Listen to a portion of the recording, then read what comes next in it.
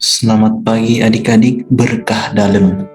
Saya harap kita semua senantiasa berada dalam naungan kasih Tuhan dan semuanya sehat-sehat semua ya. Oke, pada bulan September ini kita masuk yang namanya Bulan Kitab Suci Nasional atau biasa disingkat BKSN. Nah, apa yang akan kita lakukan dalam bulan Kitab Suci Nasional ini? Dalam bulan Kitab Suci Nasional ini tahun 2021 kita akan melaksanakan pendalaman iman. Nah, saya Frater Richard Mikael akan mendampingi adik-adik dalam pendalaman iman pada pertemuan yang pertama. Nah, pada pertemuan yang pertama, tema yang akan kita perdalam adalah Yesus, sahabat bagi mereka yang putus asa. Itu bisa kita lihat dalam Matius 14 ayat 22 sampai 33. Matius 14 ayat 22 sampai 33. Akan membacanya bersama. 22 sampai 33. Permenungan kita pada hari ini, marilah kita membukanya dengan sebuah doa. Dalam nama Bapa dan Putra dan Roh Kudus. Amin. Ya Bapa, kami anak-anak-Mu datang kepadamu untuk mendengarkan firman-Mu. Kami percaya bahwa firman-Mu itu pelita bagi kaki kami dan terang bagi jalan kami. Dengan firman-Mu, Engkau senantiasa membimbing kami untuk hidup sebagai anak-anak-Mu. Karena itu, kami mohon kepadamu ya Bapa, utuslah Roh Kudus-Mu untuk menerangi hati dan budi kami, supaya kami dapat memahami firman yang Kau sampaikan kepada kami. Demi Kristus Tuhan dan pengantara kami. Amin. Saya akan membacakan teks Matius pasal 14 ayat 22 sampai 33. Adik-adik silakan mengikutinya dengan membaca kitab sucinya sendiri. Yesus berjalan di atas air. Sesudah itu, Yesus segera memerintahkan murid-muridnya naik ke perahu dan mendahuluinya ke seberang. Sementara itu, Ia menyuruh orang banyak pulang.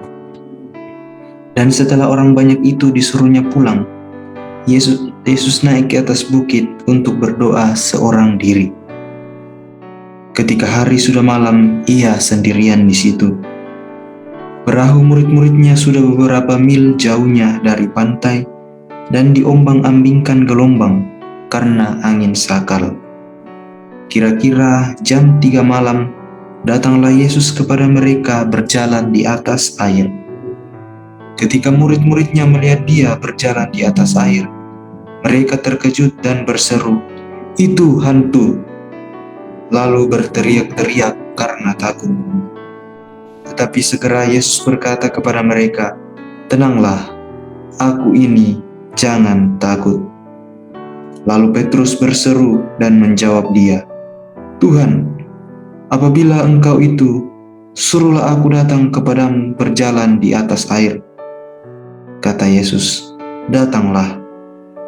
Maka Petrus turun dari perahu dan berjalan di atas air mendapatkan Yesus. Tetapi ketika dirasanya tiupan angin, takutlah ia dan mulai tenggelam, lalu berteriak, "Tuhan, tolonglah aku."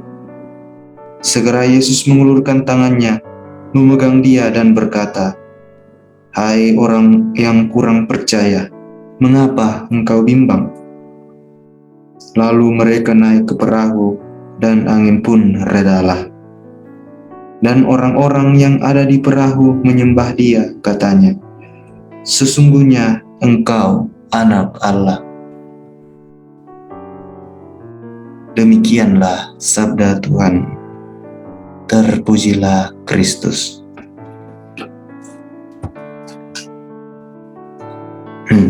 Setelah kita mendengarkan bacaan dari Injil Matius pasal 14 ayat 22 sampai 33, kira-kira pesan apa yang kita dapatkan dari perikop tersebut? Yang pertama, Yesus ingin agar semua muridnya percaya kepadanya. Yesus hadir berjalan di atas air supaya muridnya percaya bahwa itu adalah sungguh-sungguh Tuhan, karena hanya Tuhan yang dapat menaklukkan alam. Yang kedua, Tuhan akan senantiasa menolong apabila kita memohon pertolongan kepadanya. Hal ini nampak dari pribadi Petrus. Ketika ia sudah tidak dapat bertahan di atas permukaan air, ia kemudian berteriak kepada Yesus, "Yesus, tolonglah aku." Ia ingin supaya ia ditolong oleh Yesus. Yang ketiga, kita harus yakin bahwa Tuhan akan menolong kita. Kita juga harus beriman seperti para murid-murid Yesus. Mereka yakin dan percaya bahwa inilah Tuhan, karena hanya Tuhan yang dapat menaklukkan alam, yaitu berjalan di atas air. Lalu yang terakhir adalah, yang terpenting adalah kita harus senantiasa mengingat perkataan Yesus, "Aku ini, jangan takut." Nah, adik-adik yang terkasih, apa yang ada di sini, kita semuanya diajak untuk sungguh-sungguh hidup bersama dengan Yesus. Kita pasti tenang dan kita pasti tidak akan takut apabila kita hidup dalam naungan kasih Tuhan Yesus Kristus. Nah, setelah kita memperoleh pesan-pesan dari kitab suci dari perikop tadi, kira-kira aksi atau kegiatan seperti apa yang akan kita lakukan ke depannya? Nah, yang pertama, saya mengajak adik-adik diajak untuk saling menolong dalam hidup ini, khususnya di rumah. Adik-adik dapat membantu orang tua sebagai wujud nyata dari kasih Tuhan kepada manusia. Lalu yang kedua, agar semakin cinta kepada Yesus, adik-adik diajak untuk membaca kitab suci setiap hari dan merenungkannya.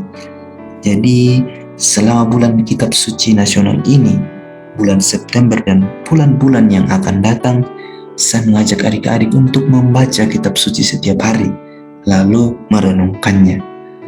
Yang ketiga, senantiasalah berdoa kepada Tuhan apabila sedang mengalami kesulitan dan tantangan. Ketika adik-adik sedang mengalami kesulitan, tantangan, dan sedang bersedih atau sedang mengalami duka yang mendalam dalam diri adik-adik, datanglah kepada Tuhan dan mintalah pertolongan kepadanya. Lalu yang terakhir, kita harus selalu membangun hubungan yang baik dengan semua orang. Dalam hal ini, kita tidak boleh saling membenci. Seperti Yesus yang senantiasa mengasihi murid-muridnya, seperti itu pula lah kita yang adalah murid-muridnya juga. Tidak boleh saling membenci, harus saling mengasihi.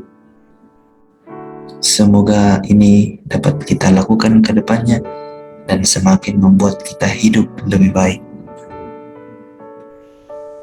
Marilah kita menyampaikan doa-doa permohonan kita. Tuhan Yesus, Engkaulah perlindungan kami. Bantulah keluarga kami bila mengalami kesulitan. Kami mohon, kabulkanlah doa kami ya Tuhan. Tuhan Yesus, kasih-Mu besar kepada kami. Sertailah kami dalam belajar selama pandemi ini. Kami mohon, kabulkanlah doa kami ya Tuhan. Tuhan Yesus, buatlah kami selalu sehat dan segar, serta selalu bersemangat dalam beraktivitas sehari-hari. Kami mohon, kabulkanlah doa kami ya Tuhan. Marilah kita mempersatukan segala wujud permohonan kita kepada Tuhan dengan mendoakan doa yang diajarkan oleh Yesus kepada murid-muridnya dan kepada kita sekalian. Bapa kami yang ada di surga, dimuliakanlah nama-Mu. Datanglah kerajaan-Mu, jadilah kehendak-Mu di atas bumi seperti di dalam surga. Berilah kami rezeki pada hari ini, dan ampunilah kesalahan kami, seperti kami pun mengampuni yang bersalah kepada kami. Dan janganlah masukkan kami ke dalam pencobaan, tetapi bebaskanlah kami dari yang jahat. Ya Bapa, kami bersyukur kepadamu karena firman-Mu yang telah Kau sampaikan kepada kami, dan karena Roh Kudus yang Kau curahkan atas diri kami. Bantulah kami supaya firman yang Kau taburkan dalam diri kami senantiasa membimbing kami untuk hidup sebagai anak-anak-Mu. Kobarkanlah dalam diri kami kasih kepadamu dan kepada sesama kami, supaya kami senantiasa mengasihi Engkau, Bapa kami, dan mengasihi sesama kami. Demi Kristus Tuhan kami. Amin. Dalam nama Bapa dan Putra dan Roh Kudus. Amin. Dengan demikian, bulan ibadat permenungan kita dalam bulan Kitab Suci Nasional tahun 2021 pertemuan yang pertama ini sudah selesai. Marilah kita pergi, kita semua diutus, dan marilah kita senantiasa mengasihi Tuhan dan juga mengasihi sesama. Amin.